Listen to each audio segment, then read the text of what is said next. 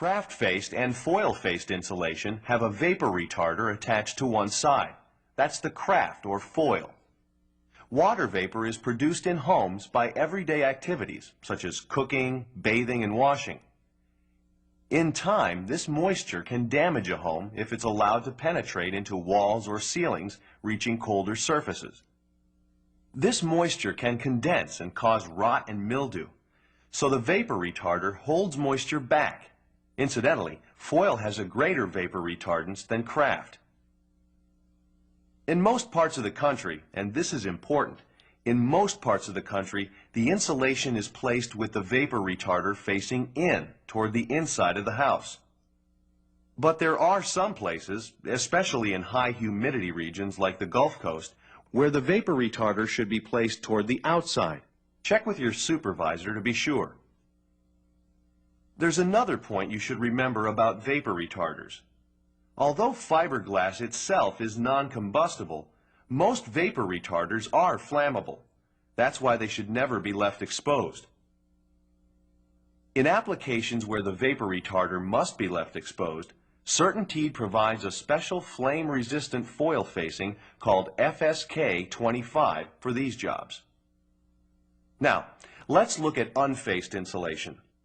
This is used in one of two ways, either in places where no vapor retarder is needed, say interior walls, or it's used with a separate vapor retarder, usually this poly film, which is attached over the whole wall after the unfaced insulation has been installed. Packages of CertainTeed insulation give you a lot of information on both the front of the bag and on the end panel: width, length, type of facing, number of pieces, square footage, and R value. R values are color-coded so you can easily find the right insulation you need for a job. This bar is color-coded to indicate the facing in the bag. Yellow means unfaced, and brown means craft-faced. Every R value has its own distinctive color, so you can pick out what you need for a job quickly, and before you leave for the job, you can easily double-check that you have the right insulation. Some specialty products come in different-looking packages. This is noise reducer insulation. It's for sound control in residential and light commercial buildings. Non-standard products, for example, longer sidewall bats for homes with higher ceilings, can be ordered and are labeled made to order with the special size shown on the label. Sometimes a product will be packaged in a plain black and white bag. We call it a utility bag. All made-to-order and utility bags are labeled like this, with the same information as our standard product bags. Like everything we do, there's a right way and a wrong way. As we go on with this training, we'll be going by the book. We'll be watching experienced insulation installers doing things the right way. Part of insulating a house the right way is being sure every space is insulated with no gaps. That means insulating tiny spaces, behind pipes and ducts, around wiring and windows, everywhere. Every space you leave uninsulated is a place for heat to enter or escape, so remember to insulate the little spaces as well as the big ones. We'll be talking more about that later. Also, if you're installing a vapor retarder, it's very important to cover everything so moisture can't get through, and we'll be talking more about that later also. Now, about your tools.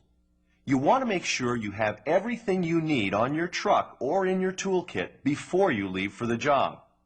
You should carry these things: a staple hammer, plenty of staples, enough to last the day, waterproof tape, a screwdriver or putty knife for chinking, a utility knife and extra blades, some twine for bundling scraps. Be sure to dress properly to protect yourself. An OSHA-approved disposable dust respirator like this one is essential. Protect your eyes with safety glasses. Wear a cap, a long-sleeved shirt, gloves, long pants, and good sturdy shoes or boots. Hard-toe shoes are a good idea. There will be times you should wear a hard hat, for example, in an attic where roofing nails may be poking through near your head. Our bat packages come bundled in units of 4 or 5. We call them bat packs. The 4 straps can easily be opened with a utility knife, but you should cut sequentially, starting from either end like this. Be sure to cut away from yourself for safety. When you open packages, be sure to open them by cutting on a side panel like this. That way, you'll be less likely to cut the craft or foil facing.